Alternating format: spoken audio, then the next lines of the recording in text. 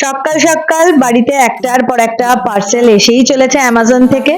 ক্যান্ডির জন্য কিছু খেলনা নেওয়া হয়েছে।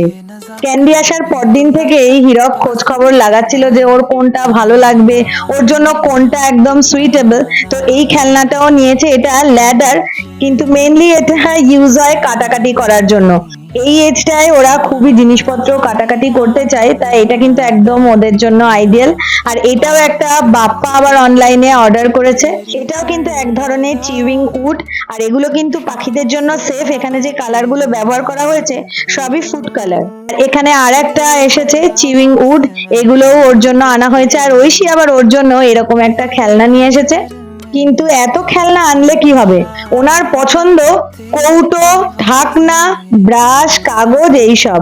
আর এইগুলো নিয়েই সারাদিন ও খেলতে ব্যস্ত থাকে। যত ওকে ওর খেলনা দেওয়া হয় সেগুলো নিয়ে উনি খেলবেন না।